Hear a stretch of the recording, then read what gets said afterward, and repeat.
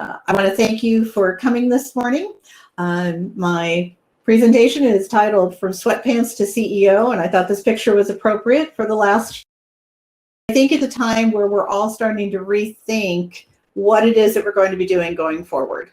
So we're going to talk a little bit today about what's occurred in the last year, what's going to happen going forward.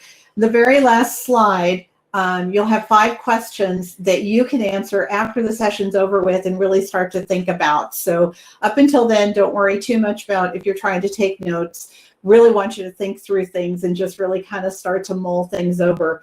Once you have those questions, you can write things out in a little more detail.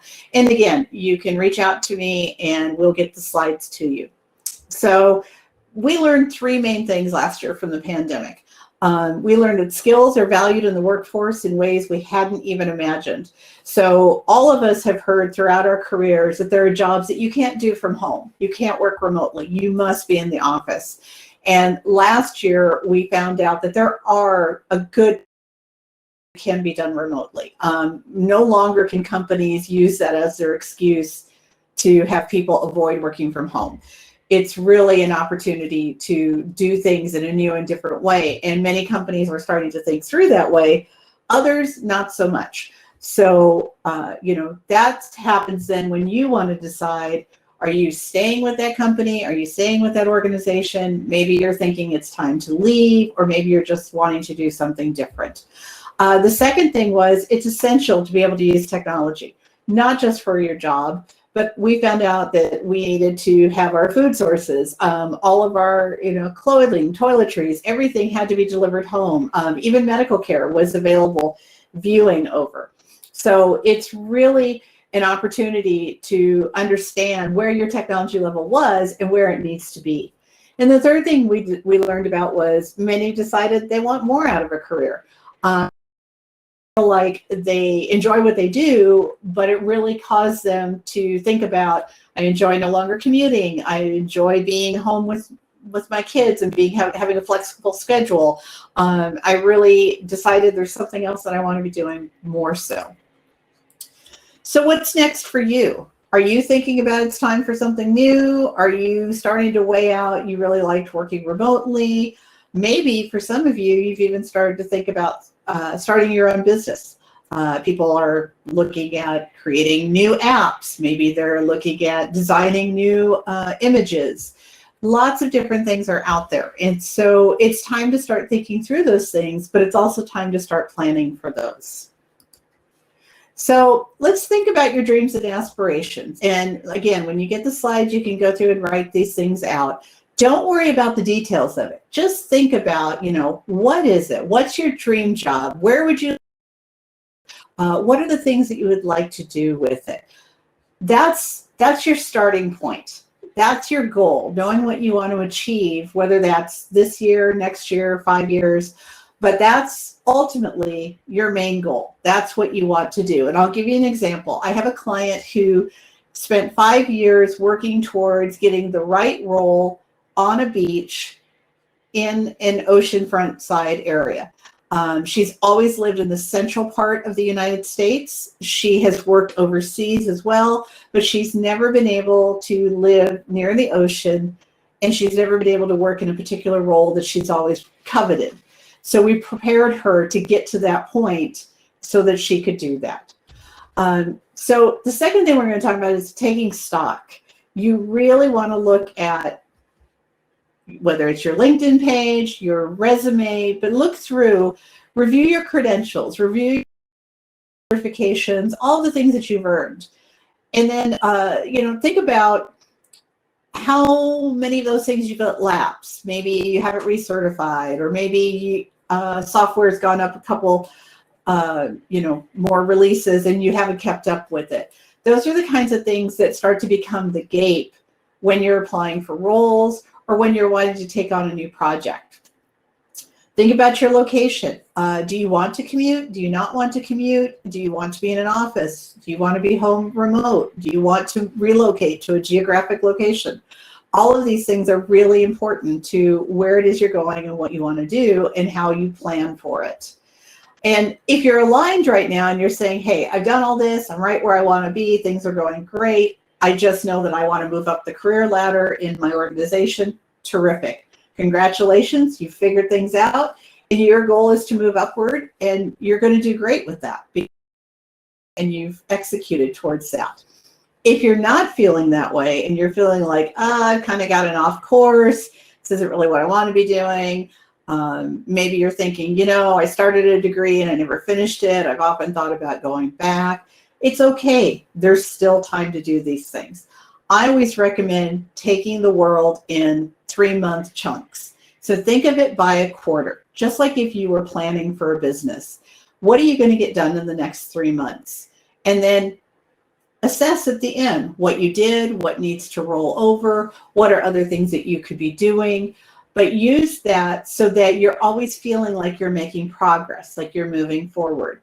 And you're always taking stock of where you're at, what you're doing, and how you're going to plan to progress forward. Because some things are going to cost money, like redoing credentials or doing training. Other things you can plan for because to a downtime. Oftentimes school teachers will do a lot of this kind of work over the summer because they're not teaching. So know what fits your schedule and know what fits your budget and how that's going to happen, but plan for it. Every 3 months, you should be looking at what are you doing next? Where are you going to?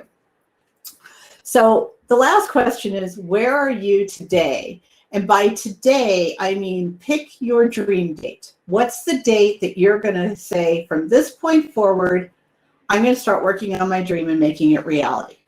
That could be today, that could be this Saturday, that could be a year from now. But I recommend you get a piece of paper, you get a journal, and you write down, here's my dream date. So for example, today is June 10th. So if today was my dream date, I'm going to say from June 10th forward, I'm not going to look back at what I've done in the sense of what I didn't accomplish or what I've missed or how I got where I am. From June 10th forward, what do I need to get done to move to the next level of what I want to do, whether that's in a traditional role or I want to go off and do something new. So always know there's still time. You want to get your dream date set, and then you want to start to work towards that. So the next thing, you've assessed where you're at, you've thought through, okay, here's my dream date, and I'm going to start working towards my next goal from that date forward. Now it's picking your role. So in technology, we have a lot of choices now, either within our own companies or organizations. Maybe go across the street and do the same thing slightly differently. Maybe we want to elevate. Maybe we want to make lateral moves. We just want to be in a bigger company versus a smaller company. Whatever that is that you want to do, write that down. That's picking your next role. For some of you, you've been in the technology fields long enough and you've been working in the EdTech space and you've been thinking, you know what, I want to go do this on my own. For a lot of people after this last year, they are eligible for retirement packages, but they're in their late 50s, early 60s. They're not really ready to retire, but it's an opportunity to leave where they're at and to go start something new, which could be something entirely different than what they've done. I've worked with someone who left a CIO position and has now started a bakery. That has always been the dream, was to run a bakery. But realistically, it ended up they fell into a CIO role and worked their way all the way up to that last C-suite position. But they never forgot that dream that they wanted to have a bakery, and now they have that.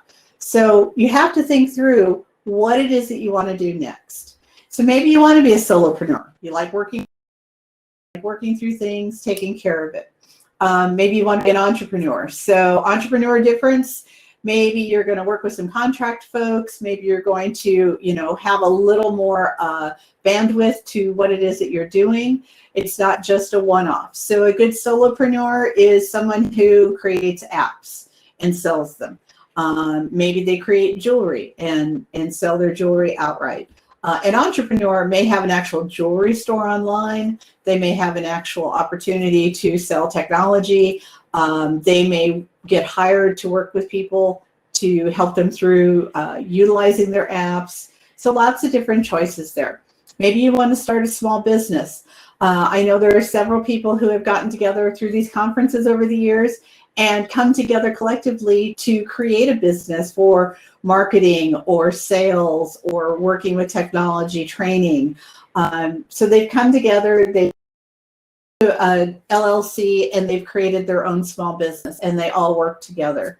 I list multi-role here because multi-role is something that we're really doing and seeing a lot now. Many of you do freelancing on the side. Some people have figured out how to bring freelancing and other contracts together to create full-time employment and full-time salary without working for any one individual. So what they can do then is they can control what they sign up for, when their schedule works, how many, hours they put in, but they're still maintaining a salary level without having to have that traditional 8 to 5, Monday through Friday kind of position. So think about it. Think about who you want to be, what you want your next role to be, and as we're starting to think through, you're thinking through what it is that you want to get to next. So what are you wishing for?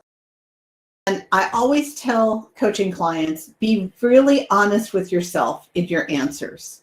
And a good example is working alone. If you enjoy working alone, you may have really found that this last year working remotely. You weren't in an office, there weren't a lot of people around, it wasn't all chaotic as normal, and you liked that. You need to think then about starting a small business, because a small business is going to put you right back into that atmosphere.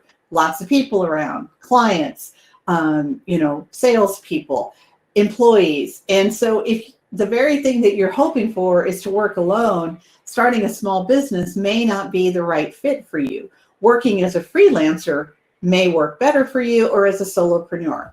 So you want to go through and make your list of what do you want to have?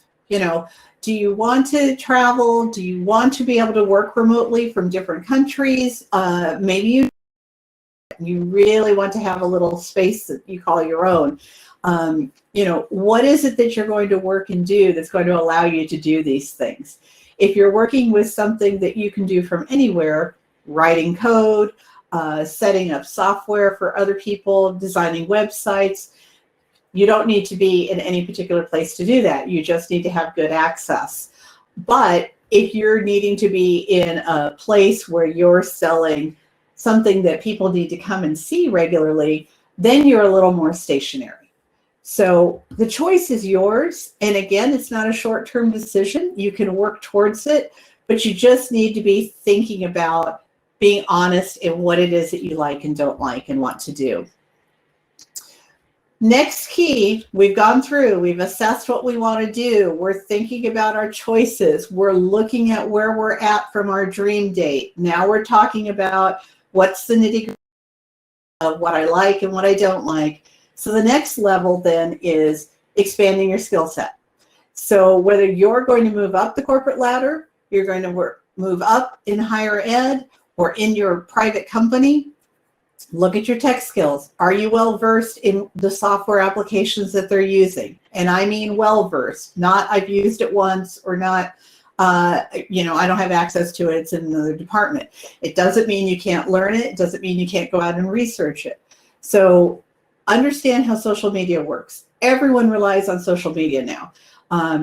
Colleges, universities, business, everyone has social media accounts. They're pushing out ads, they're pushing out information, they're creating their personal brand out there.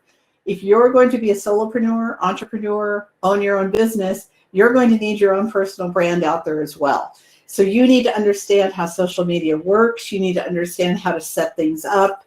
I say here, don't be afraid. Things are getting easier. If you don't know how to code and write a website from scratch, you can get a subscription to a service that gives you a template, you fill in areas, you drop in some photos, and you launch. It may not be your dream website, but it's a good start, and it gets you going until you can get up and running and you make money, and then you can pay someone to do a little more advanced work on a site. So learn these things, understand where these things are coming from. I talk about looking at products like Canva. Canva is a really great product to create and do things, But you also need to look at them because they keep up on what are the trends. Look at what they're always adding. Recently, they've added a lot more PowerPoint templates, and it's because people are tired of what's in the Microsoft suite. They want something new. So they're creating things, and you'll see they have different kinds of themes that fit all different kinds. So if you're going to run a bakery, you see that there's a softer way of laying out materials than if you're doing something in the tech field. So Canva is a great way to look through and see what's of interest to people now, what's out there, what's hip and in part of the trend crowd, but also so that you start to think about your brand or your organization's brand and how you're moving forward. Oops. Also looking at, sorry about that, products like MailChimp. You need to understand how to build a mailing list. You need to understand how to have a list of clients, and maybe you have software in your organization. But that's your lifeline, is having those client lists. And if you go out on your own or open your own small business, you definitely need a client list. So you've got to understand how all of those things work in order to make that happen. Skill set, you've got to invest in your credentials and training. But if you feel like you need a coach or you need to find someone to mentor you, maybe you need to take some soft skill training, or you just need someone to help you set up your goals. These are all things that are really, really important so that you're successful and your plan can move forward. Oftentimes I work with coaching clients who just want a sounding board. They've already figured out their goals. They've laid out their timeline. They know exactly what they want to do. They just want reassurance that, is this going to work? Am I going to see something that doesn't, it's going to be a hindrance or it's going to be a roadblock? Have they planned for contingencies? Last year was probably the largest contingency in our history in many, many years. So think about people who did face-to-face training all the time, and suddenly the pandemic hit and everything shut down. So it becomes a matter of rethinking, how are you going to provide this training? What are you going to do differently? What are your audience going to still access that? So we try to plan all of those things in so that they have ways to pivot and to still make progression, even when there's something as major as a pandemic that hits. Speaking and presentation skills. Conferences like this are a great way for you to get out there. One, your brand is out there. Two, it gives you great practice in presenting and giving your information across.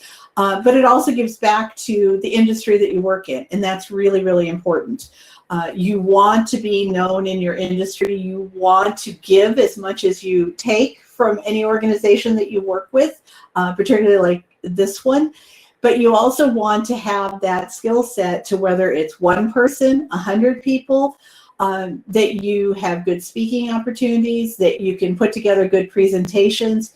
And this is key if you're selling your personal brand to your boss in terms of taking on a new project, elevating to a new position, or if you're a small business owner or an entrepreneur trying to sell your consulting services. You need to be able to present and talk to someone.